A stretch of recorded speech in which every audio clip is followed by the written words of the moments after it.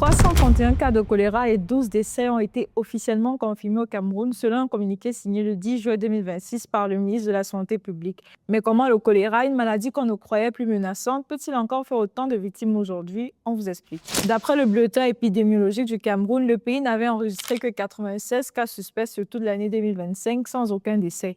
En quelques semaines seulement, le bilan de 2026 a donc déjà dépassé celui de l'année entière précédente, ce qui témoigne d'une résurgence aussi rapide qu'inquiétante. Selon le flash update de l'UNICEF du 3 juin 2026, l'épidémie a été confirmée dans la région de l'extrême nord, précisément dans les districts sanitaires de Fotokol, Mada, Makari et Kolopata, avec un taux d'attaque cumulatif de 11,84 cas pour 100 000 habitants. L'UNICEF souligne également que cette flambée s'inscrit dans un contexte transfrontalier, le Nigeria voisin étant lui aussi touché par une épidémie de choléra depuis mai 2026. Mais pourquoi cette maladie continue-t-elle de sévir au Cameroun? La réponse est complexe mais documentée. Selon les données de l'UNICEF Cameroun, seulement 70% de la population a accès à une eau saine. Mais ce chiffre cache des inégalités criantes. Dans les zones rurales, la couverture tombe à 52%, là où vivent précisément les populations les plus vulnérables. L'accès aux installations sanitaires de base n'atteint que 43% de la population à l'échelle nationale, avec un gouffre entre les villes et les campagnes. En 2024, l'OMS a recensé plus de 560 000 cas de choléra et 6 028 décès dans le monde, soit une augmentation de 50% des décès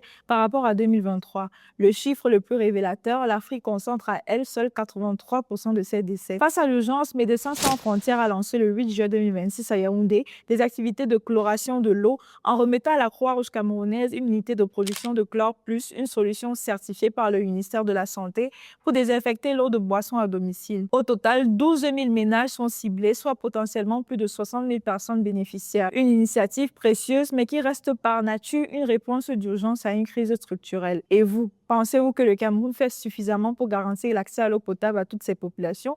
Donnez vos avis en commentaire et n'oubliez pas de vous abonner.